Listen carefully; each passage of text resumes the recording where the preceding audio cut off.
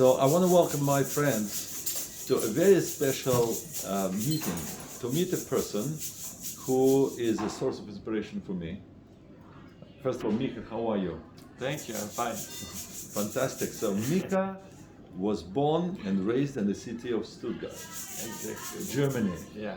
What this city is famous of? We built cars, Mercedes and Porsche. Mercedes and Both Porsche. coming. Wow, Yeah. the Russian dream, so to speak, the, Yeah. the oligarch's dream, right? Maybe. The oligarch's dream. Okay. So, and instead of just doing a career and making money and pursuing his own goals, Micha dedicated a year of his life to come to Israel and help Jewish children with special needs. You hear their voices. We're right now in the room of children with special needs. We don't show their picture because it's private. But I can testify that Micha dedicates his energy, his soul, communicates with these people in a very unique and respectful and kind way. Thank you, Micha. First of all, Micha, thank you for your service.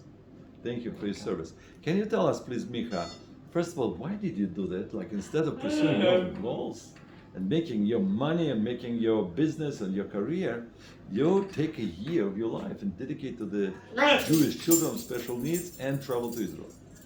That's true, yeah. My mother has already been in Israel when she was young, and she was working with like in a vacation home for Holocaust survivors back then in Shavet Zion. And so I had some connection to Israel also through the passion of my grandfather, and so I was considering it. Your grandfather? Yeah, he also loved Israel. He was traveling Why? every year. Why? He was a Protestant pastor, and I think through reading the scriptures, he developed some kind of love for the people living there. At the time of the Holocaust, how old was he? He was young. He was, I think, he wasn't a soldier, so he was a child back then. And what Yeah, was I his outlook on what happened in terms of Jews and Germans? I think it very much shaped him and his view on the world. He was supporting a network called Tzedakah, which wanted to care especially for those who suffered, and it's one of his life themes, talking to his children and also grandchildren about that. Wow, so you make your grandfather very proud of you. I'm proud of having a grandfather like this. Yeah. Is he alive? Yeah, he's still alive. Fantastic. His grandmother, she passed away this year, so I couldn't be there. But I'm looking forward to see him again in Germany. We first of all sending him regards and we want to wish him long life and enjoy you and enjoy his family. And at the same time, you said that your mother came here also. So she was inspired by the father? I think so, yeah. Probably. And you inspired by your grandpa and your mother? Yeah, and also we had a vacation here 2019, and I was inspired by the land and the people, and I was even, like, now I'm here, I see it's a true fascination. Tell me something. What Like it. inspired you in 2019 in Israel? We were in the main point in Jerusalem, and we said all this, saw these places and the main things you can visit here, the historical side, but also the religious side. And I think it just doesn't go out of your mind if you once stood at the Kotel or you were walking the very walls of Jerusalem where people walked for centuries. And millennia. in millennia, that's true. Yeah. Wow, wow. So now that you feel that this is a very special place, what about people? Yeah, I think it makes the place, because like walls and archaeology is nice, but it wouldn't make my year a joyful year. And especially here where I'm working now with all the colleagues, but also with different people, I felt so much hospitality and love, and also seeing Jewish life was very special through them. Like we were invited for Pesach, for example, or for Shabbat, and you're sitting at this Shabbat table and you're recognizing, wow, there's so much culture and love in it. Even maybe in terms of, by the way, Jewish-Christian connection, you probably can speak to your grandpa and he will tell you that many of the heroes of the New Testament, beginning with Jesus and others, were actually also sitting at Shabbat table and at Yeah, Passover yeah. table. I think and that- you know, actually, that's what happened. Yeah, You know, yeah. the main story of the Passover, right? Yeah. We realized at Passover how there the parallel. It's breathtaking. Yeah. Okay, fantastic. And you said that your year was joyful. What does that mean? Of course, I had up and downs, but looking back, it was so much enriching.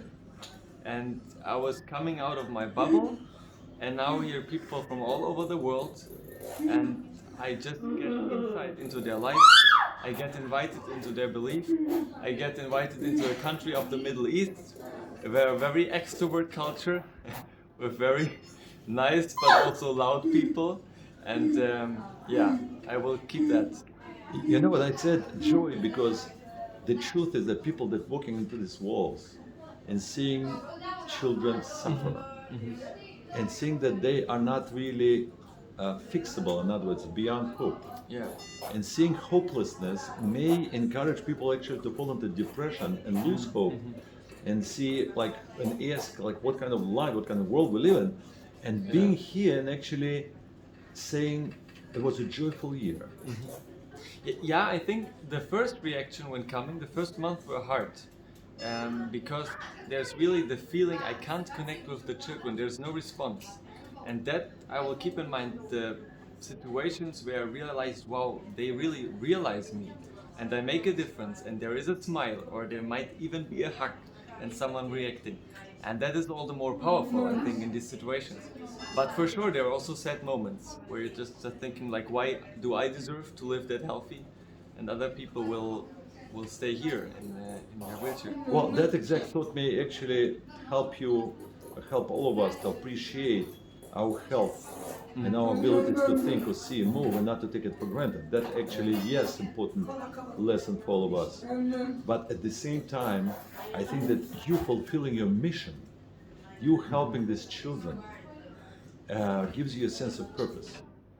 And that is the source of joy. Yeah, that might be true. And you are basically leaving Israel now in a few days. And you told me that that experience enriched you. So what are you taking with you?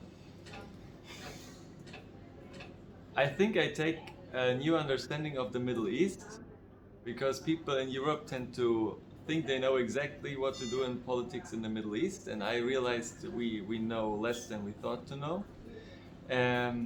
But at the first point, I will just take with me all these encounters with loving people and this like deep and thoughtful conversations and all these new thoughts. I think that is the main stuff I will take with me.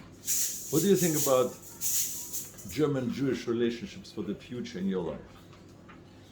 I mean, on a political scale, I can't. No, we talk about say- your life. But for me personally, I mean, I have the personal relations to the people I met here, and that will, of course, be an important part. And I will come back, God willing, to Israel and enjoy this place. So there will always be a connection, and maybe also some Jews thought within my mind, which I don't even realize that much.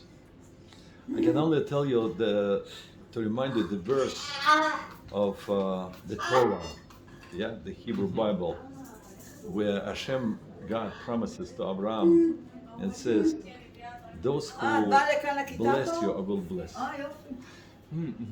Those who bless you, I will bless. So I want to tell you that I am blessing you to continue your life in a successful journey, and for you dedicating this year of your life to these children, I'm sure it was a blessing for them. So in that regard, you bless them, and you should be blessed.